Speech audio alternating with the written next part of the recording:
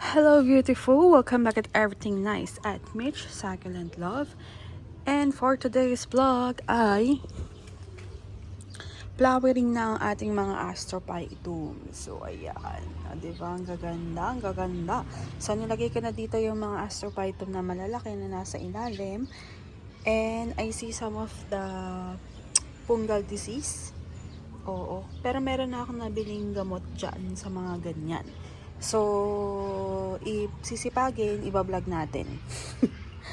Tapos, ayan no, may mga ganyan sila. So, may parang kalawang, nakalimutan ko na yung tawag dyan. So, kapag hindi ka na din talaga naghahalaman madalas, nakakalimutan mo na yung mga tawag-tawag sa ganyan.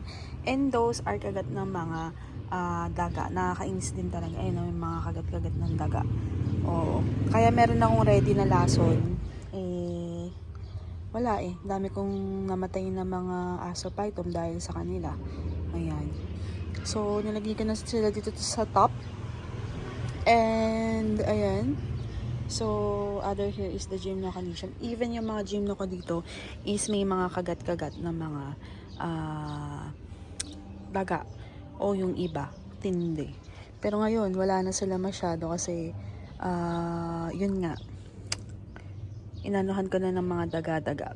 Ay, yung mga, may ready na kami na pang just in case umatake sila. So, ayan.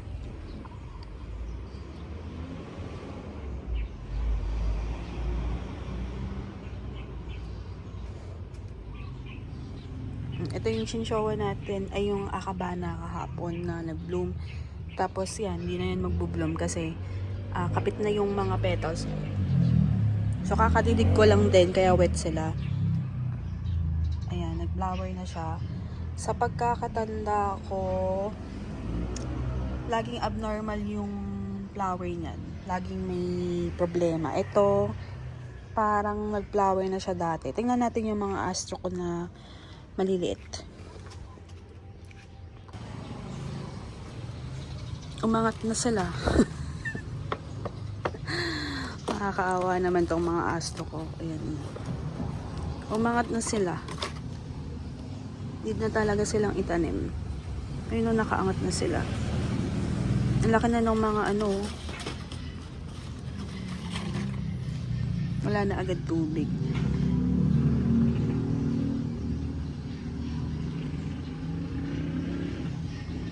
Laki na nila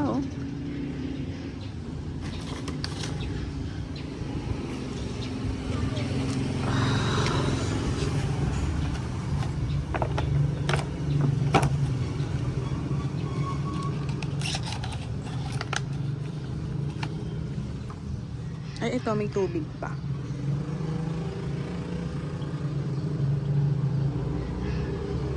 So, bawasan natin tubig. Masyadong madami.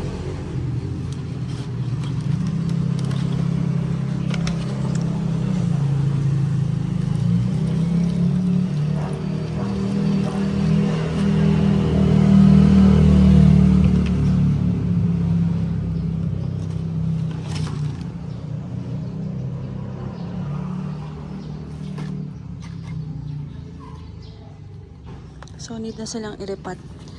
Wala kasi din time. So, hopefully, I would have a time on it. Sooner or later. Pinaprepare ko na din yung mga pots ng mga yan. Yung mga namatayan ko na ang astro. So, yeah, yun lang. And thank you for watching Everything Nice at Mitch Succulent Love. This is your nurse Bandita saying God bless po at laging mag-ingat. Di pala nakatapat. Sorry.